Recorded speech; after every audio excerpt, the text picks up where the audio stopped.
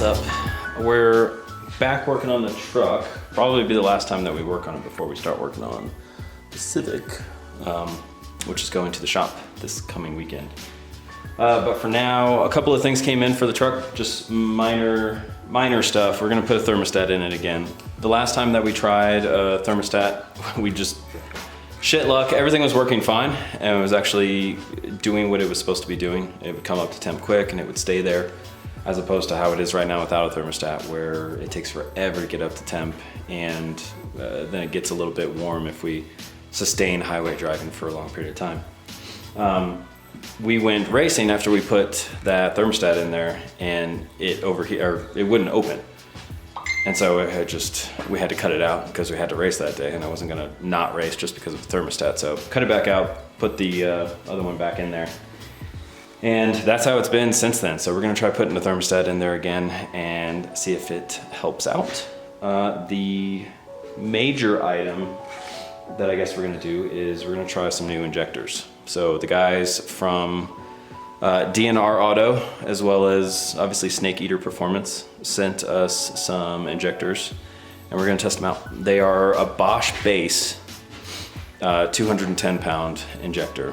Yeah, so they're extremely affordable, so I really hope that they're good enough to use. So we're gonna give them a try. I'm pretty anal about idle, and a big injector like that is gonna have a pretty low minimum pulse width to be able to idle, especially with mine. I mean, it's stock motor, stock cam, it sips fuel at idle. So the injector's really gotta be able to neck itself down consistently to provide a good idle. We've put in some old school Pintle type 1600s in there, and it was just absolutely awful. This is the first time that I've used anything from this company. I had a talk with the owner. All the questions that I asked, he was able to answer.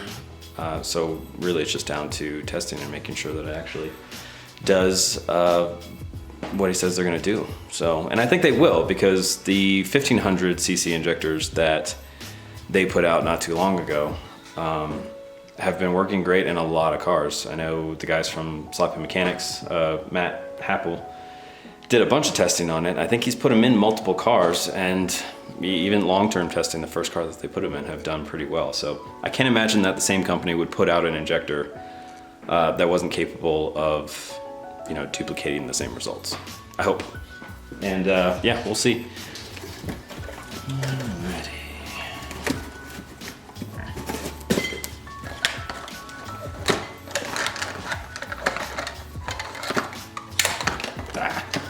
Probably a better way to go about that.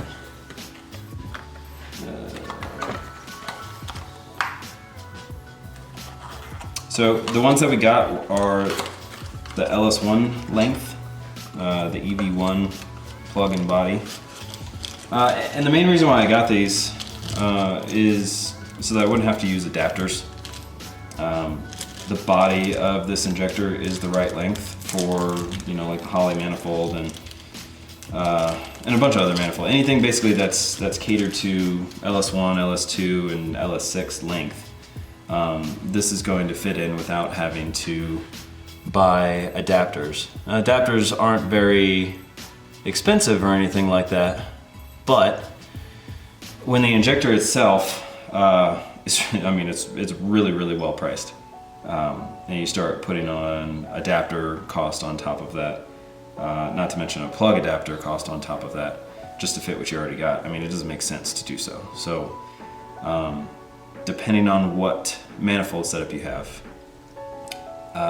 I think the majority of people that are using, pretty common manifolds like Holley manifolds and stuff like that, I mean, this is kind of the better one to go with, I think. So these are the old school 1600s that we had in there previously. And if you'll see, hopefully it will focus as it should, these are the same length. And these, we already know, fit directly into that manifold. They're the right height and everything, so with the fuel rail and intake manifold setup. So I really wanted to avoid having to use adapters, so these are the ones that we went. Now, this company also has injector data on their website for each size and style injector, they have their own injector data that shows you their appropriate dead times. It also says the minimum pulse width for each of them. So a lot of really useful data on there. Any injector, no matter how good an injector or bad an injector it is, if you don't have the correct data, it's not going to work very well for you. It'll work, and that's why for so long, I mean, even still now, there are people that don't put in the actual data for the injector, and you can get by, but it is not as good. And when you're trying to pulse, you know, a 210-pound injector at, you know, 0.6 or 0.7 milliseconds, that data is extremely useful in controlling that injector properly. I mean, it's necessary. I shouldn't say that it's extremely useful. It's fucking necessary. Is it necessary to run the car? Is it necessary to make power with the injector? No. So, I'll try to take a close look at this.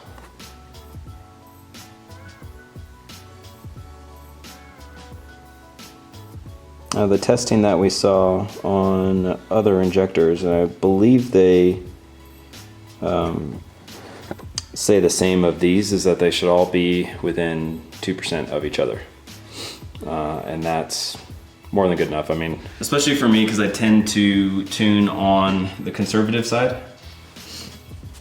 So 2% isn't a problem. I mean, it's nowhere near a problem. I've used much more imbalanced injectors. Shit, the injectors that are in there right now, I mean, I cleaned by hand.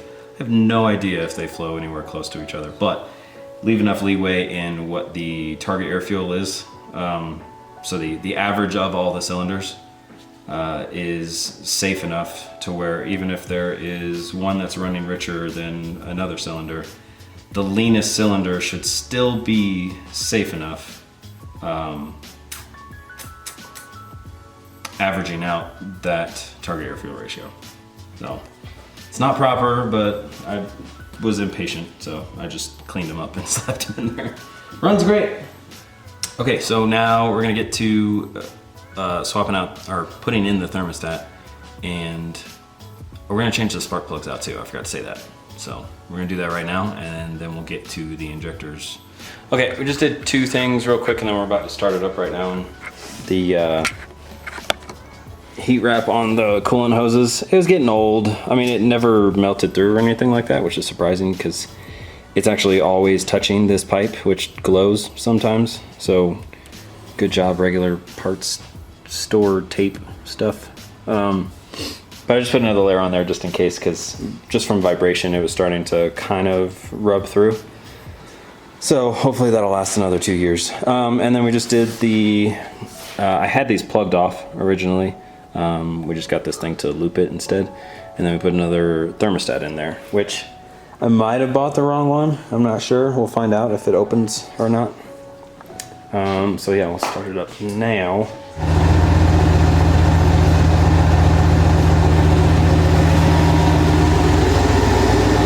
All right, so we got the one set of the old injectors out. They are pretty much, so at O-ring level, they're pretty much identical. The only thing, or as far as length goes, the only thing that I can see different is that that tip does extend a little bit further in than the adapters on the other injectors that we had in there. I don't think that's going to make a difference. I don't think we're gonna have to mess with angle or anything like that. But I guess we'll find out. So the new ones are already in. And so I'm just gonna prime the system. I know it's gonna leak all over me when I go to do the other side again, which kind of sucks, but I'd really like to make sure that these are gonna seal up before I start on the other side.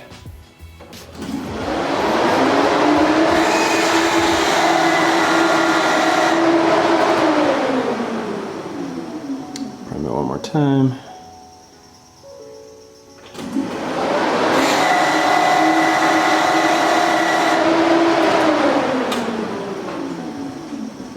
Looks like we're fine. Last time I had an injector leaking its ass off I mean, it really started puking. So no, I guess we're good. Not sure why I second guessed it, but better safe than sorry. So now I gotta release all that fuel that we just put through the rails to do the passenger side. Awesome. All right, so we got the new injectors in on the passenger side. I can't really see it. Okay, so we're gonna do the same thing, just test for any leaks.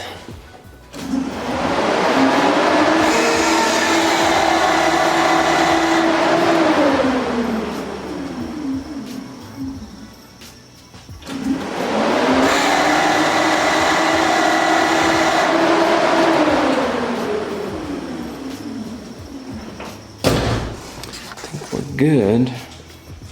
Yes, sir. All dry. All right, cool. So now we get to do, well, the fun part for me, computer shit. Okay, so here is the data. Get that to focus on there. I'm not gonna hold it up here the whole time. I'll just enter this info for whatever our base pressure is, which actually I need to check. Oh no, it says it right there. Okay, so our base pressure for the thousands was 55. Realistically, I probably don't need a base pressure that high. Okay, so I'm gonna turn up the fuel pump prime time to 10 seconds so that I can set the base fuel pressure real quick. The snake eater injector data actually only goes between, gives me 2 sets of data. I mean, I can probably interpolate between the two, but I'd rather just use exactly what one of these fuel pressure data is for. I could probably just interpolate between 43.5 psi to 58 and get the correct numbers, but I'd rather just do it based on one of these. So I'm going to put the fuel pressure down to 43.5 psi. Right now it's at 55 because we were trying to squeak out a little bit more from the 1000cc injectors or the 1200s, what was in them before. I don't think we're going to run out of injector, even with, if we max out this turbo, I still think those injectors are going to be plenty. So I don't really see a need to tax the pump any more than I have to. So, I mean, and it's going to flow more volume at lower PSI anyway. So I'm going to bring that base fuel pressure back down so that our total PSI later on, when we're able to run like 25 pounds or something like that, is still relatively low, so that pump stays happy. So we're gonna upload that real quick so that the prime stays on for a long time, and I'll adjust the fuel pressure down to 43.5. All right, so we got the dead times put in there. It was actually really convenient because all of the voltages that Holly uses were the exact same voltage points that were in the data sheet. So that was super helpful. So we turned down the rated injector pressure to 43.5. They're 210 pound injectors at that pressure. And then put our actual system pressure to 43.5. I just set that a second ago. And set the minimum pulse width to 0.73, which was also in the injector data. That is pretty useful. If the injector were to try to pulse at anything less than that, and it's not capable of doing so, obviously, the injector would start skipping beats basically, and it's just better off to, if it has to pulse below 0.73, to just keep it at 0.73. Don't allow it to go any lower because it'll just keep hunting an air fuel that it's not going to be able to attain. And it'll actually just start running richer if it requests a lower pulse width than 0.73. So we just keep it locked at what we know it can consistently pulse at. Realistically, it could probably pulse a little bit lower, but that's what they're rating it at, so that's what we're going to keep it at. I doubt we're going to have to pulse that low, but I guess we're about to see. So I'm going to go ahead and start it up. I'm going to start it up without even being in it because I'm confident that it's going to start and idle by itself. It's not going to be a problem at all. All right, so it's going to be a little hard to start it up and make any changes that I need to make while holding the camera or even having it looking at the screen. So I'm going to start it up and we'll I'll put the camera over there, and I guess we'll just go over what happened after I hopefully get it to run good.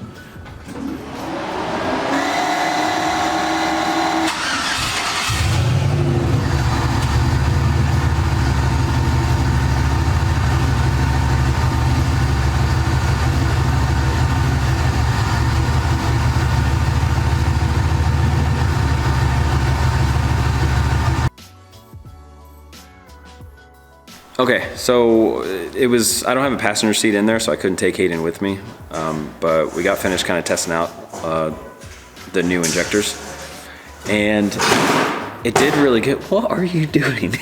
Well, I was trying to be quiet, but you failed. it did not have a domino effect. Yeah. The frame rail fell over. The engine. Oh, you're getting the plate. Fell over. Gotcha. Sorry. Hayden's making noise in the background, working on the Civic still. Okay, so yeah, instead of trying to talk while, you know, tuning and driving at the same time, all of which would be really dangerous, I just went out and got the injector sorted. I would have done this video a long time ago, but I really just needed some time to mess with them, because the 1200s that I was using, of a different brand, they were very good and easy, I guess, to work with. Especially at idle, there really wasn't a whole lot of work we really had to do. When I put these in there, it started up very easily, and when I was able to, you know, get it driving around very easily. But at idle, there was some work to be done. I don't know if that's, to be honest with you, I don't know if that's just due to the size. This is a 210-pound injector. The ones that we had in there were probably more like a 100-pound injector, so it's not a small injector by any means. But Snake Eater Performance does say that you can pulse them all the way down to 0.75.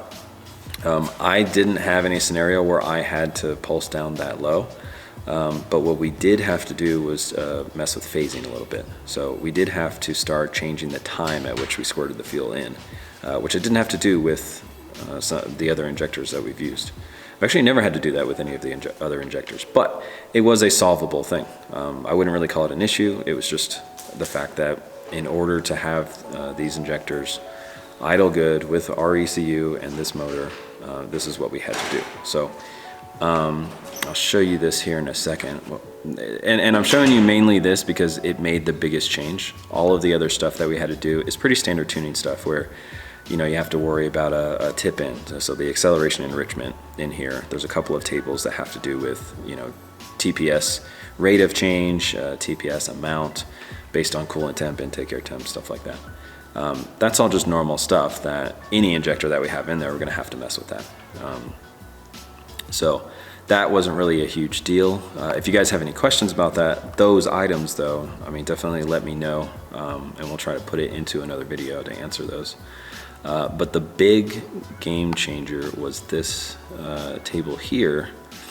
So when we first started these up, the behavior that we were seeing is, it was actually it was a relatively high duty pulse width. It was above 2, and for a 210-pound injector, I was really confused as to why they would be at 2 milliseconds. That's squirting in a lot of fuel, but we had a good air-fuel ratio. So it wasn't rich, but it reeked of fuel, and we had a pretty high pulse width in there. So obviously we needed to change something, and so we came to this table here. Okay, so sorry, not the greatest of setups here to actually look at the computer. I'm looking through my camera right now. Okay, so initially what I did to figure out which direction we needed to go, because honestly this table was a little bit confusing. I'm used to injector phasing being described a little bit differently. And so this is described as injector end angle. And so we went in here initially and just played around with this number until we started seeing the fuel changes happen. And so when we started going negative, oh wow, that just completely erased everything I had. Okay, that's better. Now, so what we ended up doing is down at lower RPM stuff at idle area is really where I was having the most trouble. A lot of hunting around, you know, kind of a rough idle, and really high duty cycle, really smelly exhaust, even though the air fuel was not reading rich. So we came in that area and started pulling it out, going lower and lower with this value, and it cleaned up. It started idling a lot better, and the smell started going away. It still is pretty fumy, to be honest with you, but we started really not seeing a difference anymore once we got to a certain point. And so I just didn't want to go any further than that. I don't think there will be any use in going any further than that. Plus, the amount that we were taking away from this value started making our duty cycle go pretty low. So we're at about 0.9 milliseconds sitting there. And the best advertised value that it's supposed to be able to pulse is like a 0.7 something. So I kind of want to stay away from that. I don't want to get into the area where the injectors have to pulse faster than they're able to. That just starts really screwing everything up. And so we kept it at this value. We probably could get it a little bit better, but realistically, this did the trick. Now driving it around, we were able to get tip in, working perfectly fine.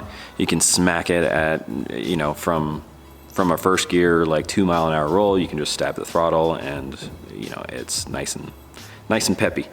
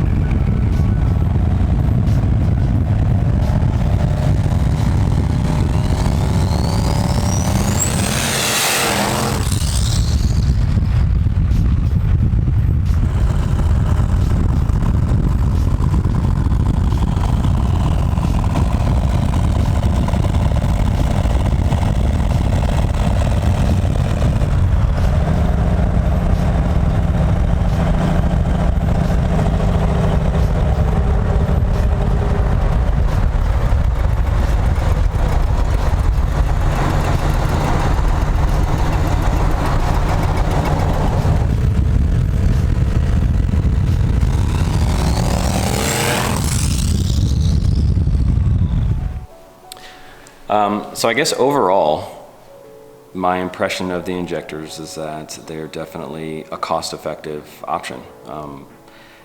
Realistically, even though it took me a long time to actually sort them out, the time spent on it really wasn't that much.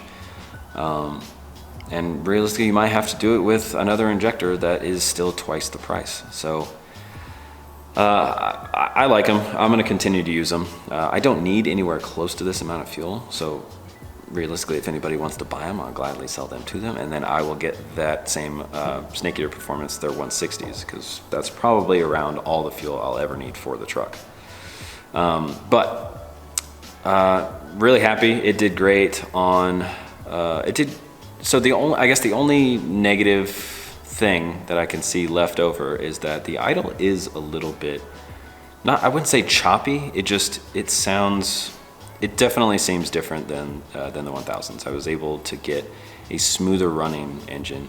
I may mess with it a little bit more and see if I can get rid of that, but for the most part, functionally, it idles perfect, it drives perfect, it does pulls perfect. So in power, partial throttle, daily driving, at idle, it all works good. So for the price that they sell them for, it's definitely worth it. We're gonna have to do, some long-term testing to see if they hold up. As far as performance goes, I'd say that they're a perfectly good option. So don't be afraid of them just because they're really inexpensive. They seem to work fine. So, food? yeah, I'm keeping this guy from working right now. So now that we're done with this injector video, we can go get some food and then Make he can loud get back noises. to work. Yeah, he can get back to work too. I'm gonna plasma cut out. I made the stencils for this side. This is a different video. Oh shit. Bleep all it out. But yeah, if you got any questions about those injectors, or you want to know, or you want me to do something specific as far as testing, because we're going to keep them in the truck for a while, let me know in the comments. And yeah, until then, we'll see you next time. Please share, like, and subscribe, and hit the little notification bell. And we'll see you next time.